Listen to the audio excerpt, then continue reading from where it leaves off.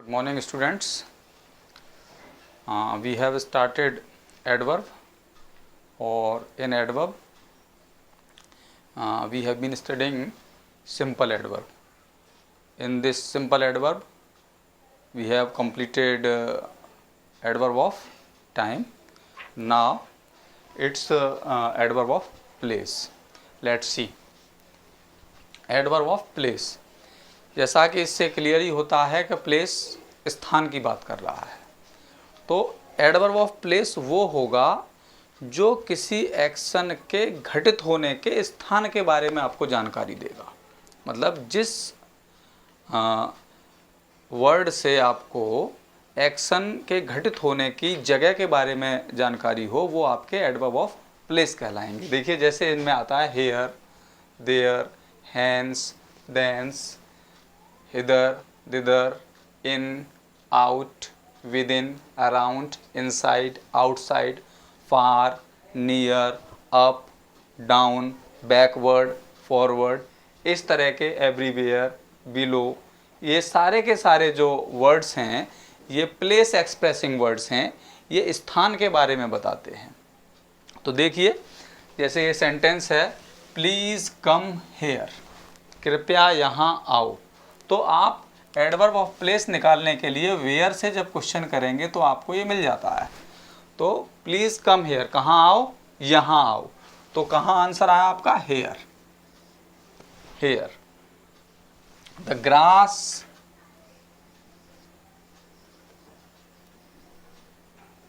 Is everywhere, look forward, step backward. तो इस तरह के ये जो पीछे की ओर कदम रखिए, आगे देखिए, आगे की ओर देखिए। तो इस तरह के जो एडवर्ब्स हैं जो आपको स्थान के बारे में जानकारी कराएंगे, वो सारे के सारे एडवर्ब आपके क्या होंगे, एडवर्ब ऑफ प्लेस। तो ये क्या होगा आपका, एडवर्ब ऑफ प्लेस होगा ये। इसी तरह से ये क्या होगा, हेयर, एडवर्ब ऑफ प्लेस। ये भी एडवर्ब ऑफ प्लेस है। ये सारे एडवर्ब्स हैं। इसके अलावा और भी कई सारे एडवर्ब्स होते हैं जो हमें प्लेस के बारे में बताते हैं। तो देख लीजिए, जहाँ से आपको कुछ लिख दिए हैं मैंने, जहाँ से आपको प्लेस की जानकारी वो एडवर्ब ऑफ प्लेस हो जाएगा। दूसरा है आपका एडवर्ब ऑफ मैनर। मैनर का मतलब होता है तरीका। तो एडवर्ब ऑफ मैनर जो है वो आपको बताएगा कि कार्य किस तरीके से हुआ है, मतलब कार्य करने का तरीका क्या है, कार्य विधि को बताता है एडवर्ब ऑफ मैनर। और नॉर्मली अगर आप देखेंगे तो ज़्यादातर एडवर्ब ऑफ मैनर की जो फॉर्मेशन होती है वो आपकी होती है एडजेक्टिव में एल वाई जोड़कर। लेकिन ऐसा नहीं है हर adverb of manner L Y जोड़ के ही बने, लेकिन मैक्सिमम इस तरह से बन जाते हैं। तो ऐसे एडवर्ब्स कार्य के तरीके या कार्य विधि पर प्रकाश डालते हैं।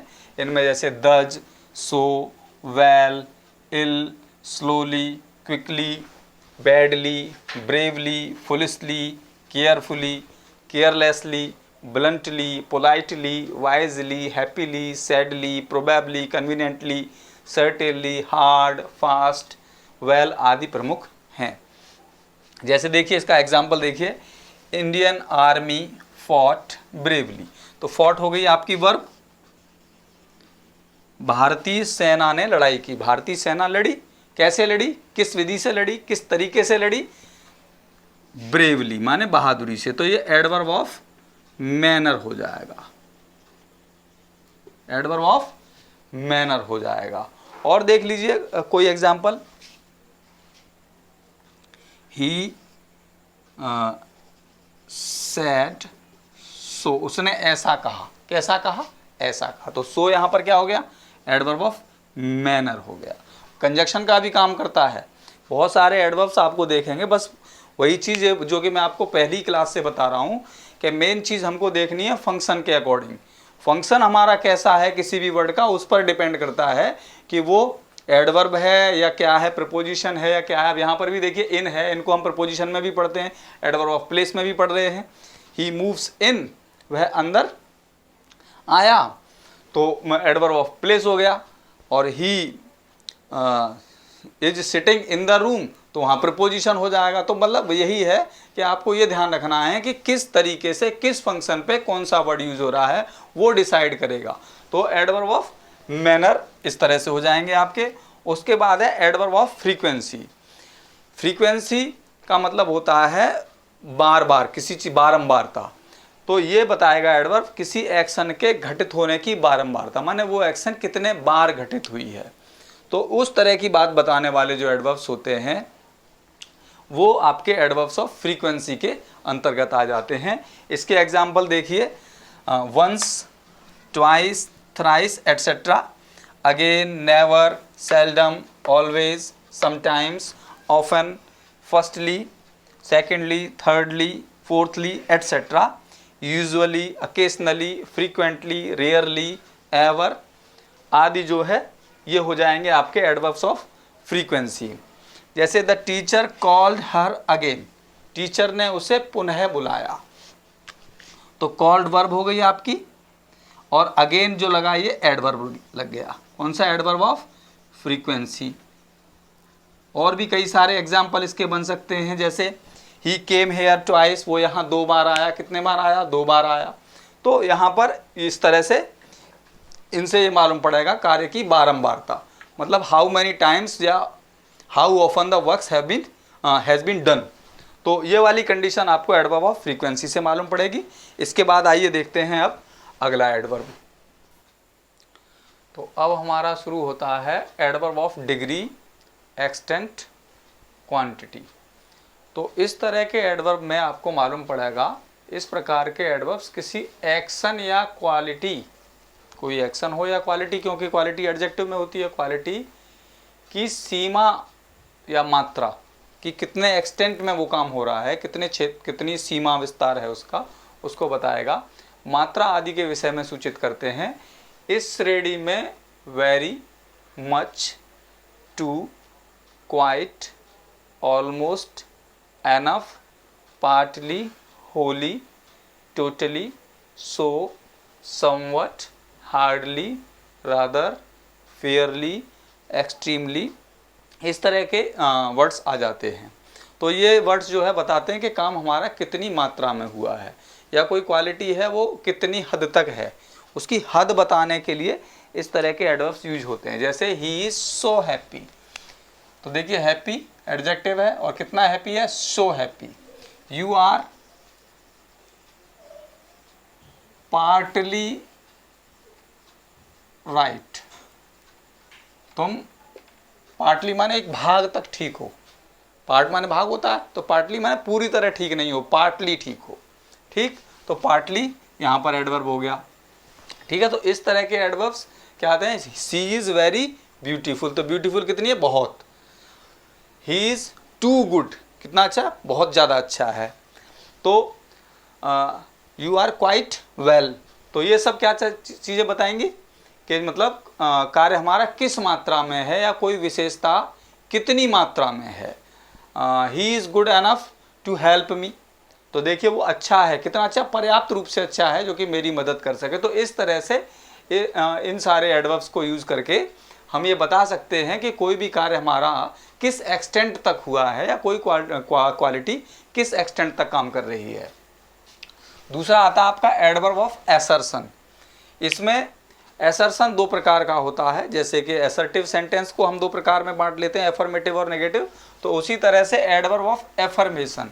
एफर्मेशन का मतलब है आप किसी भी एक्शन को या किसी भी फैक्ट को आप एक्सेप्ट करने के लिए जो एडवर्ब्स यूज करेंगे वो ये हैं: yes, by all means, absolutely, surely, definitely, obviously.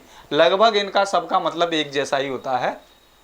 Surely you are mistaken, तो श्योरली देखिए यहाँ निश्चित रूप से आपने गलती की है। तो ये जो एडवर्ब है, definitely I am going to school, तो डेफिनेटली निश्चित रूप से मतलब एफर्म कर दिया किसी बात को। एफर्म का मतलब करना है पक्का करना, निश्चित करना। तो किसी बात को एफर्म करने के लिए जिन वर्ड्स का यूज होगा तो वो आपके एडवर्ब ऑफ एफर्मेशन में आ जाएंगे। दूसरा है एडवर्ब ऑफ नेगेशन। नेगेशन का मतलब नेगेटिव सेंस में आ जाएगी बात। No, not, not at all आदि ये सब नेगेशन वाली चीज़ें शो करेंगे, नकारात्मकता बताने के लिए शो करेंगे। जैसे I do not know you, मैं तुम्हें नहीं जानता। तो नॉट जो है आपका देखिए यहाँ नॉट, यहाँ श्योरली, ये एडवर्ब ऑफ एफर्मेशन हो गया, एफर्मेशन शो कर रहा है ये। और यहाँ पर जो नॉट लगाया आपने, ये आपका नेगेशन शो कर रहा है। ठीक, इसी तरह से उसके बाद आपका नेक्स्ट आता है एडवर्ब ऑफ कॉज और रीजन, कारण बताने वाला। कॉज भी कारण के लिए होता है।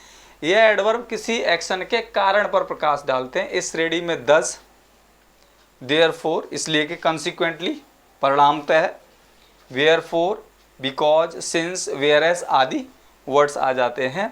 तो ही देयरफॉर लेफ्ट स्कूल, इसलिए उसने स्कूल छोड़ दिया था। कारण के लिए ये यूज हुआ, तो ये आपका एडवर्ब ऑफ रीजन हो जाएगा।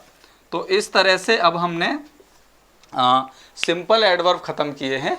और सिंपल एडवर्ब में हमने पढ़ लिया adverb of time, adverb of place, adverb of manner, adverb of frequency, adverb of degree, extent, quantity, adverb of assertion, adverb of cause and reason. आइए अब देखते हैं इंटेरोगेटिव एडवर्ब। तीन प्रकार के एडवर्ब बताए थे आपको, सिंपल एडवर्ब, इंटेरोगेटिव एडवर्ब और रिलेटिव एडवर्ब। तो अभी हमने सिंपल एडवर्ब ख़त्म किया है और अब देखते हैं इंटेरोगेटिव एडवर्ब। अब देखते हैं इंटेरोगेटिव एडवर्ब।